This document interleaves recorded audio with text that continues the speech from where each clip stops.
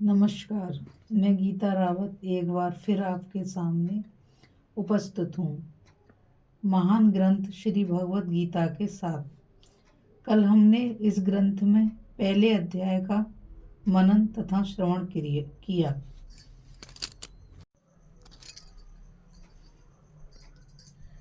किया था और हमने ये भी जाना कि युद्ध भूमि में किस प्रकार का शंख नाद हुआ और दोनों तरफ के मोर्चों पर तैनात वीर योद्धाओं का परिचय जाना और अर्जुन का शोकग्रस्त होना।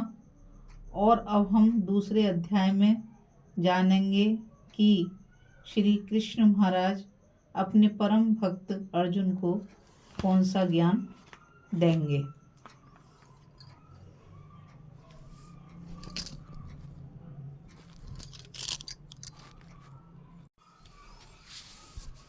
त्वमेव माता च पिता त्वमेव त्वमेव बंधु च सखा त्वमेव विद्या धर्मं त्वमेव सर्वं मम देवदेवा। हे प्रभु, तुम ही मेरी माता हो और तुम ही मेरे पिता हो, तुम ही मेरे भाई हो, तुम ही मेरे बंधु हो और तुम ही मेरे मित्र हो। हे देवों के देव, तुम ही मेरे सब कुछ हो। तो चलिए अब दूसरा अध्याय शुरू करते हैं। दूसरे अध्याय का नाम है सांख्य योग। इस अध्याय में श्री भगवान अर्जुन को समझाते हैं कि हे अर्जुन, तुमको इस विषम स्थल पर यह अज्ञान कैसे हो रहा है, क्योंकि तुम जो बातें कर रहे हो वह तो अज्ञानी और मूढ़ लोग ही कर सकते हैं। क्षत्रिय तो ऐसी बातें नहीं कर सकता, क्योंकि क्षत्रिय का पहला धर्म होता है न्याय, और न्याय के लिए क्षत्रिय को युद्ध करना पड़ता है। भगवान बताते हैं कि कर्मों का फल मनुष्यों को कर्मों के हिसाब से ही मिलता है, इसलिए मनुष्य को अपने कर्म अच्छी प्रकार से करने चाहिए और न्याय के लिए क्षत्रिय को युद्ध भी करना चाहिए। फिर चाहे उस युद्ध में जीत हो या हार हो, पर कर्तव्य तो धर्म के लिए युद्ध करना ही है। और भगवान कहते हैं, जो तू इतनी अच्छी बातें कर रहा है, इन सब बातों को तेरे बैरी अच्छाई ना मानकर तेरी कमजोरी ही बताएंगे। मतलब तू तो इतनी अच्छी अच्छी बातें कर रहा है कि ये हो जाएगा, वो हो जाएगा, कि ये मैं देख रहा हूँ कि क्या मतलब वो होगा नुकसान, लेकिन जो तेरे बैरी हैं वो तो कहेंगे कायर था इसलिए इसने युद्ध से पीठ दिखा के चला गया। और कहेंगे कि ऐसी ऐसी बातों को कहेंगे जो ना कहने योग्य हैं। भगवान अर्जुन को समझाते हैं कि तुम बातें तो बड़ी ही अच्छी कर रहे हो, पंडितों जैसी कर रहे हो, पर ये बातें बिल्कुल अज्ञान से भरी हुई हैं। क्योंकि जो पंडित होते हैं वे सबसे पहले कर्तव्य को ही प्रधानता देते हैं और जानते हैं कि यह सारा संसार माया से मोहित हो रहा है। केवल वह यह भी जानते हैं कि केवल आत्मा ही अमर है और शरीर तो नाशवान है। और भगवान अर्जुन को बताते हैं कि हे अर्जुन, तुम इतने परेशान हो रहे हो कि ये नहीं रहेंगे, वो नहीं रहेंगे, लेकिन मैं तुमको बताता हूँ कि मृत्यु तो शरीर की होती है, आत्मा की मृत्यु कभी नहीं होती। आत्मा तो अमर और अजर है।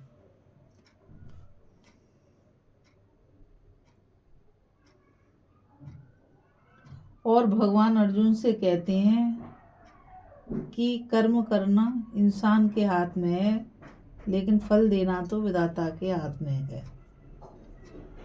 और इस संसार में कर्म ही सबसे बड़ा है, और यदि कर्म के बीच में मोह हो तो उस मोह को त्याग देना ही उचित है।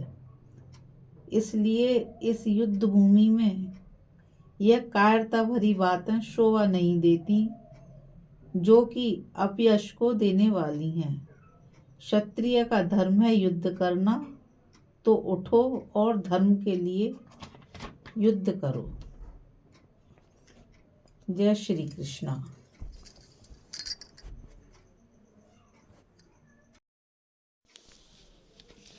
ओम श्री परमात्मने नमः। दूसरा अध्याय। संजय बोले कि पूर्वोक्त प्रकार से करुणा करके व्याप्त और आंसुओं से पूर्ण तथा व्याकुल नेत्रों वाले शोक युक्त उस अर्जुन के प्रति भगवान मधुसूदन ने यह वचन कहा। हे अर्जुन, तुमको इस विषम स्थल में यह अज्ञान किस हेतु से प्राप्त हुआ? क्योंकि यह ना तो श्रेष्ठ पुरुषों से आचरण किया गया है और न स्वर्ग को देने वाला है, न कीर्ति को देने वाला है। इसलिए हे अर्जुन, नपुंसकता को प्राप्त मत हो, यह तेरे योग्य नहीं है। हे परंतप, तुच्छ हृदय की दुर्बलता को त्याग कर युद्ध के लिए खड़ा हो। तब अर्जुन बोले कि हे मधुसूदन, मैं रणभूमि में भीष्म पितामह और द्रोणाचार्य के प्रति किस प्रकार बाणों से युद्ध करूंगा? क्योंकि हे अरिसूदन, ये दोनों ही पूजनीय हैं। इसलिए इन महानुभाव गुरुजनों को न मारकर इस लोक में भिक्षा का अन्न भी भोगना कल्याणकारक समझता हूँ। क्योंकि गुरुजनों को मारकर भी इस लोक में रुधिर से सने हुए अर्थ और काम रूप भोगों को ही तो भोगूंगा, और हम लोग यह भी नहीं जानते कि हमारे लिए क्या करना श्रेष्ठ है, अथवा यह भी नहीं जानते कि हम जीतेंगे या हमको वे जीतेंगे। और जिनको मारकर हम जीना भी नहीं चाहते, वे ही धृतराष्ट्र के पुत्र हमारे सामने खड़े हैं। इसलिए कायरता रूप दोष करके उपहत हुए स्वभाव वाला और धर्म के विषय में मोहित चित्त हुआ मैं आपसे पूछता हूँ, जो कुछ निश्चय किया हुआ कल्याणकारक साधन हो वह मेरे लिए कहिए। क्योंकि मैं आपका शिष्य हूँ, इसलिए आपके शरण हुए मेरे को शिक्षा दीजिए। क्योंकि भूमि में निष्कंटक धन धान्य संपन्न राज्य को और देवताओं के स्वामी पने को प्राप्त होकर भी मैं उस उपाय को नहीं देखता हूँ जो कि मेरी इंद्रियों के सुखाने वाले शोक को दूर कर सके। संजय बोले, हे राजन, निद्रा को जीतने वाले अर्जुन अंतर्यामी श्री कृष्ण महाराज के प्रति इस प्रकार कहकर फिर श्री गोविंद भगवान से युद्ध नहीं करूंगा, ऐसे स्पष्ट कहकर चुप हो गए।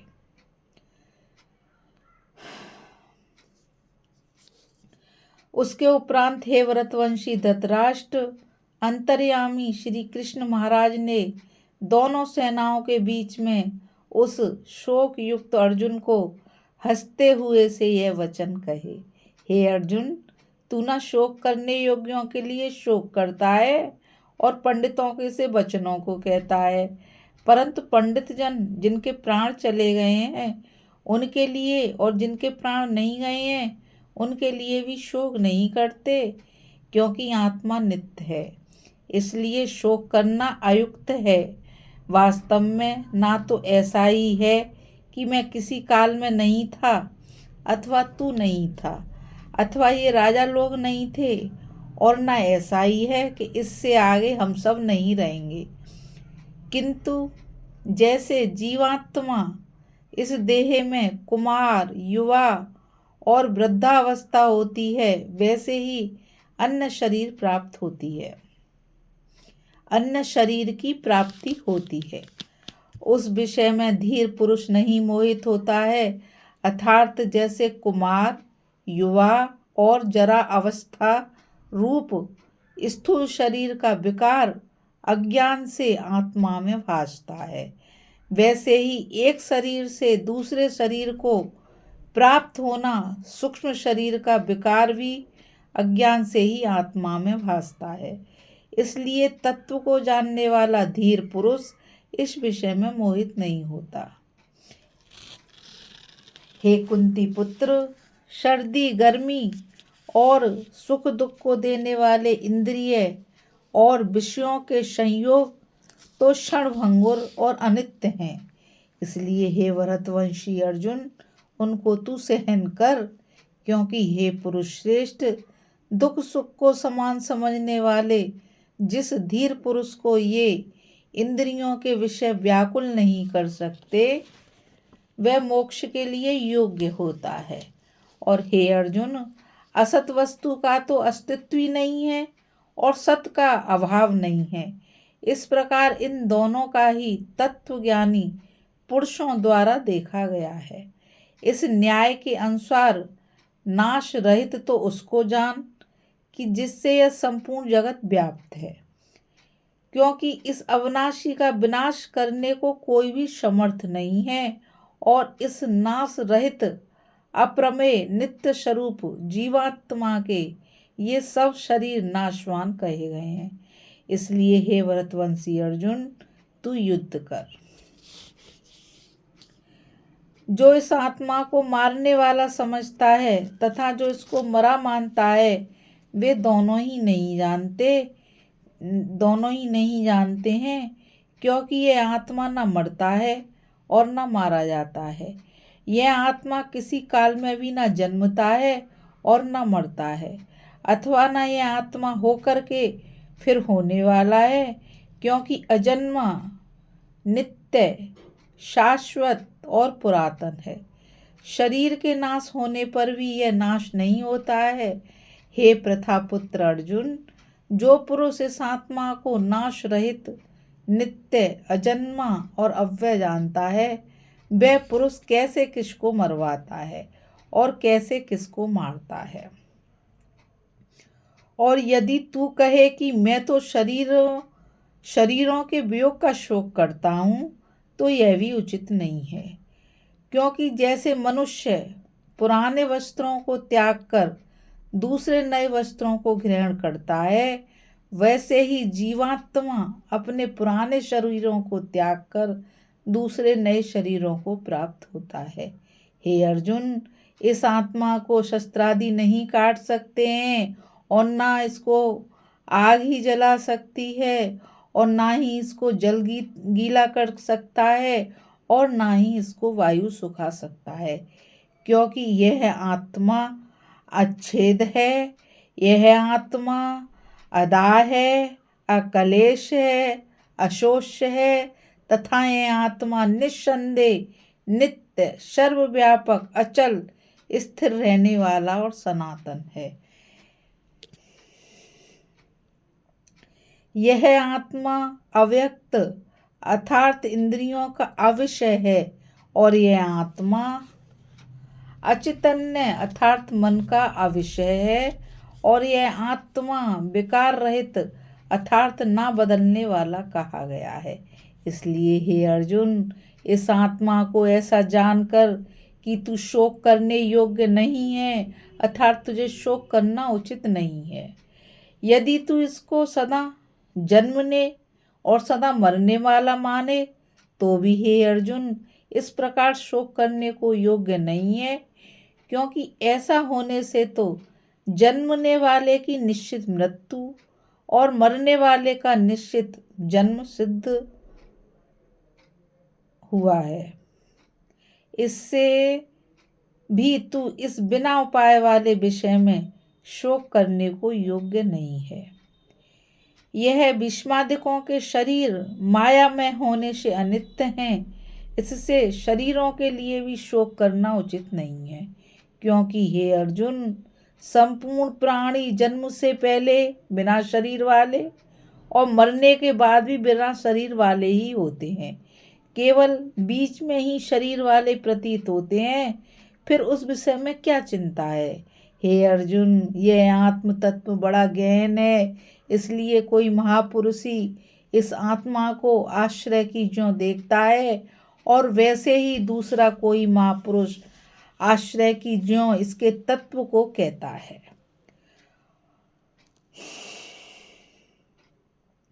और दूसरा कोई ही इस आत्मा को आश्रय की ज्यों सुनता है, और कोई कोई सुनकर भी इस आत्मा को नहीं जानता है। हे अर्जुन, यह आत्मा सबके शरीर में सदा ही अवद्ध है, इसलिए संपूर्ण भूत प्राणियों के लिए तू शोक करने को योग्य नहीं है, और अपने धर्म को देखकर भी तू भय करने को योग्य नहीं है, क्योंकि धर्म युक्त युद्ध से बढ़कर दूसरा कोई कल्याणकारक कर्तव्य क्षत्रिय के लिए नहीं है। हे पार्थ, अपने आप प्राप्त हुए और खुले हुए स्वर्ग के द्वार रूप इस प्रकार के युद्ध को भाग्यवान क्षत्रिय लोग ही पाते हैं, और यदि तू इस धर्म युक्त संग्राम को नहीं करेगा तो स्वधर्म को और कीर्ति को खोकर पाप को प्राप्त होगा, और सब लोग तेरी बहुत काल तक रहने वाली अपकीर्ति को भी कथन करेंगे, और वह अपकीर्ति माननीय पुरुषों के लिए मरण से भी अधिक बुरी होती है। और जिनके तू बहुत माननीय होकर भी अब तुच्छता को प्राप्त होगा, वे महारथी लोग तुझे भय के कारण युद्ध से उपराम हुआ मानेंगे, और तेरे वैरी लोग तेरे सामर्थ्य की निंदा करते हुए बहुत से न कहने योग्य वचनों को कहेंगे। फिर उससे अधिक दुख और क्या होगा। इससे युद्ध करना तेरे लिए सब प्रकार से अच्छा है, क्योंकि या तो मरकर स्वर्ग को प्राप्त होगा अथवा जीतकर पृथ्वी को भोगेगा। इससे हे अर्जुन, युद्ध के लिए निश्चय वाला होकर खड़ा हो। यदि तुझे स्वर्ग तथा राज्य की इच्छा ना हो तो भी सुख दुख लाभ हानि और जय पराजय को समान समझकर उसके उपरांत युद्ध के लिए तैयार हो। इस प्रकार युद्ध करने से तू पाप को प्राप्त नहीं होगा। हे पार्थ, यह बुद्धि तेरे लिए ज्ञान योग के विषय में कही गई है।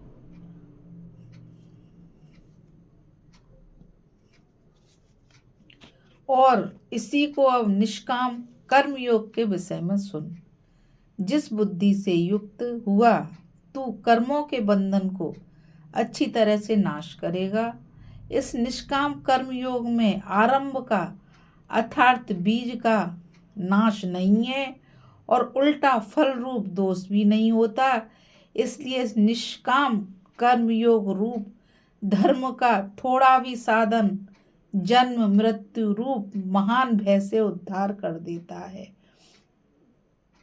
हे अर्जुन, इस कल्याण मार्ग में निश्चयात्मक बुद्धि एक ही है, और अज्ञानी पुरुषों की बुद्धियां बहुत भेदों वाली और अनंत होती हैं। हे अर्जुन, जो शकामी पुरुष केवल फलश्रुति में प्रीति रखने वाले, स्वर्ग को ही परम श्रेष्ठ मानने वाले, इससे बढ़कर और कुछ नहीं है, ऐसे कहने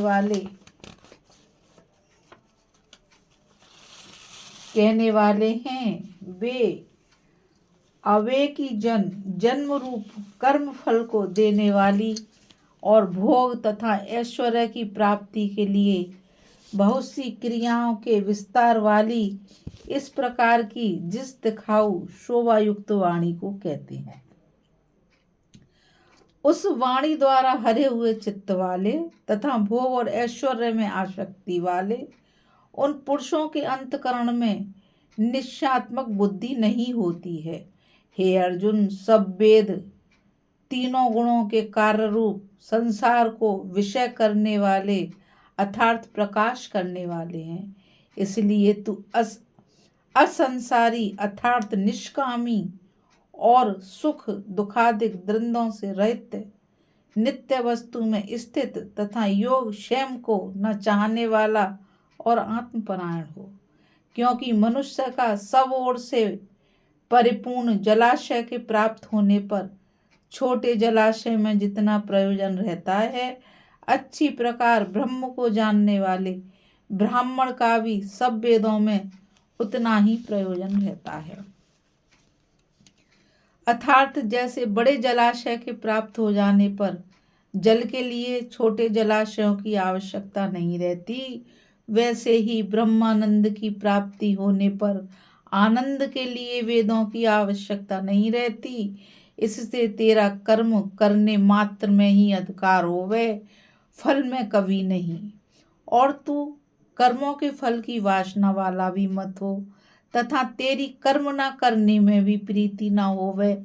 हे धनंजय, आसक्ति को त्याग कर तथा सिद्धि और असिद्धि में समान बुद्धि वाला होकर योग में स्थित हुआ कर्मों को कर। यह समतत्व भाव ही योग नाम से कहा जाता है। इस समतत्व रूप बुद्धि योग से सकाम कर्म अत्यंत तुच्छ है। इसलिए हे धनंजय, समतत्व बुद्धि योग का आश्रय ग्रहण कर, क्योंकि फल की वासना वाले अत्यंत दीन हैं। समतत्व बुद्धि युक्त पुरुष पुण्य पाप दोनों को ही इस लोक में ही त्याग देता है, अर्थात उनसे लिपायमान नहीं होता है। इससे समतत्व बुद्धि योग के लिए ही चेष्टा कर। यह समतत्व बुद्धि रूप योग ही कर्मों में चतुरता है, अर्थात कर्म बंधन से छूटने का उपाय है। क्योंकि बुद्धि योग युक्त ज्ञानी जन कर्मों से उत्पन्न होने वाले फल को त्याग कर जन्म रूप बंधन से छूटे हुए निर्दोष अर्थात अमृत में परम पद को प्राप्त होते हैं। हे अर्जुन, जिस काल में तेरी बुद्धि मोह रूप दलदल को बिल्कुल तर जाएगी, तब तू सुनने योग्य और सुने हुए के वैराग्य को प्राप्त होगा। जब तेरी अनेक प्रकार के सिद्धांतों को सुनने से विचलित हुई बुद्धि परमात्मा के स्वरूप में अचल और स्थिर होकर ठहर जाएगी,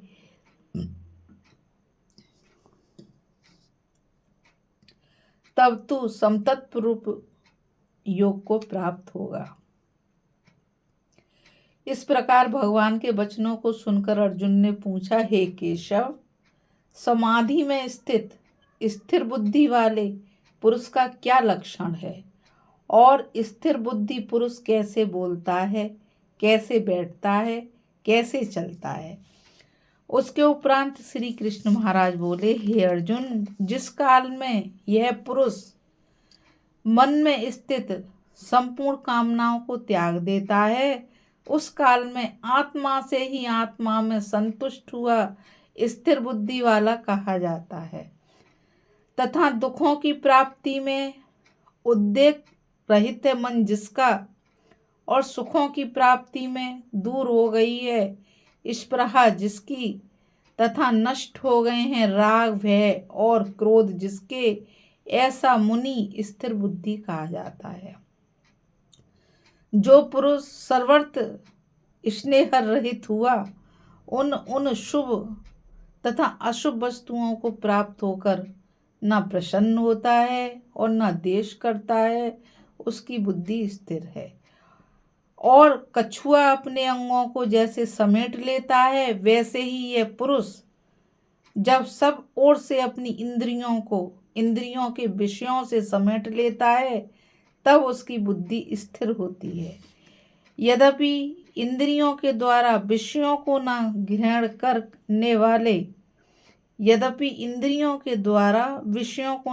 करने वाले पुरुष के भी केवल विषय तो निवृत्त हो जाते हैं, परंतु राग नहीं निवृत्त होता।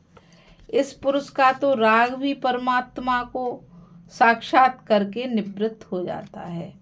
हे अर्जुन, जिससे कि यत्न करते हुए बुद्धिमान पुरुष के भी मन को यह प्रमथन स्वभाव वाली इंद्रियां बलात् हर लेती हैं।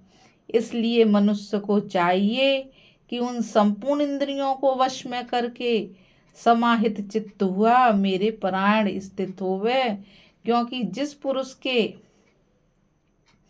इंद्रियां वश में नहीं होती, उसकी बुद्धि स्थिर नहीं होती है। हे अर्जुन, मन सहित इंद्रियों को वश में करके मेरे परायण न होने से मन के द्वारा विषयों का चिंतन होता है और विषयों को चिंतन करने वाले पुरुष की उन विषयों में आसक्ति हो जाती है और आसक्ति से उन विषयों की कामना उत्पन्न होती है और कामना में विघ्न पड़ने से क्रोध उत्पन्न होता है और क्रोध से अविवेक अर्थात मूढ़ भाव उत्पन्न होता है और अविवेक से स्मरण शक्ति भ्रमित हो जाती है और स्मृति के भ्रमित हो जाने से बुद्धि अर्थात ज्ञान शक्ति का नाश हो जाता है और बुद्धि के नाश होने से यह पुरुष अपने श्रेय साधन से गिर जाता है। परंतु स्वाधीन अंतकरण वाला पुरुष राग देश से रहित अपने वश में की हुई इंद्रियों द्वारा विषयों को भोगता हुआ अंतकरण की प्रसन्नता अर्थात स्वच्छता को प्राप्त होता है। उस निर्मलता के होने पर इसके संपूर्ण दुखों का अभाव हो जाता है और उस प्रसन्न चित्त वाले पुरुष की बुद्धि शीघ्र ही अच्छी प्रकार स्थिर हो जाती है। हे अर्जुन, साधन रहित पुरुष के अंतकरण में श्रेष्ठ बुद्धि नहीं होती है और उस अयुक्त के अंतकरण में आस्तिक भाव भी नहीं होता है और बिना आस्तिक भाव वाले पुरुष को शांति भी नहीं होती है। फिर शांत रहित पुरुष को सुख कैसे मिल सकता है? क्योंकि जल में वायु नाव को जैसे हर लेता है वैसे ही विषयों में विचरती हुई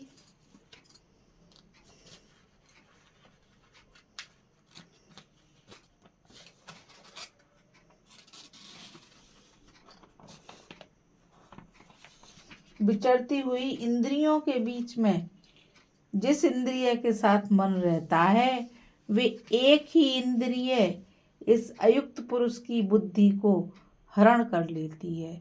इससे हे महाभाव, जिस पुरुष की इंद्रियां सब प्रकार इंद्रियों के विषयों से वश में की हुई होती हैं उसकी बुद्धि स्थिर होती है। और हे अर्जुन, संपूर्ण भूत प्राणियों के लिए जो रात्रि है उस नित्य शुद्ध बोध स्वरूप परमानंद में भगवत को प्राप्त हुआ योगी पुरुष जगता है।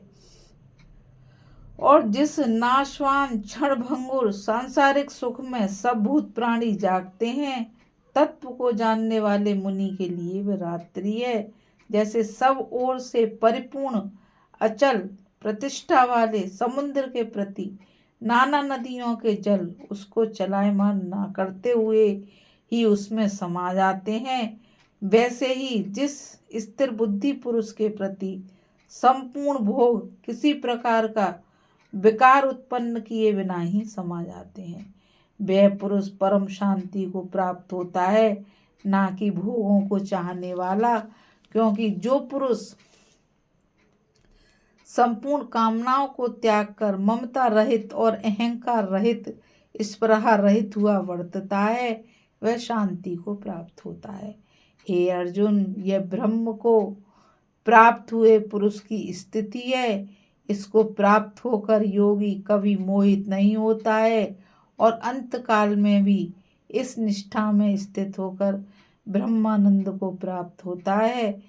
इति श्री मद्भगवत गीता रूपी उपनिषद एवं ब्रह्म विद्या तथा योग शास्त्र विषयक श्री कृष्ण और अर्जुन के संवाद में सांख्य योग नामक दूसरा अध्याय समाप्तम।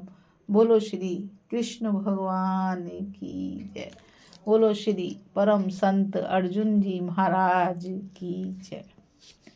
इस दूसरे अध्याय में हमने जाना कि भगवान अर्जुन को समझाते हैं कि आत्मा तो अमर है, आत्मा ना मरती है, ना आत्मा को कोई जला सकता है, ना गीला कर सकता है, और शरीर बदलते हैं, शरीरों का नया जन्म होता है, मृत्यु से पहले शरीर नहीं होते, मृत्यु के बाद में भी शरीर नहीं होते, यह शरीर तो हमको बीच में ही मिलते हैं। और भगवान सबसे ज़्यादा इस अध्याय में इस बात को समझाने की कोशिश कर रहे हैं कि अपने इंसान को अपनी इंद्रियां वश में रखनी चाहिए और इंद्रियों को वश में रखकर जो कार्य कर्तव्य के लिए करने जरूरी हैं उनको करना चाहिए, मोह बंधन में नहीं पड़ना चाहिए और अपने धर्म के लिए सदैव खड़ा रहना चाहिए। बस इतना ही। नमस्कार। और मैं आपसे यही कहूँगी कि इस परम ज्ञान को अधिक से अधिक लोगों तक पहुँचाने के लिए आप इस चैनल को लाइक, सब्सक्राइब और शेयर करें, ताकि यह ज्ञान ज़्यादा से ज़्यादा लोगों तक पहुँच सके। जय श्री कृष्ण। राधे राधे। नमस्कार।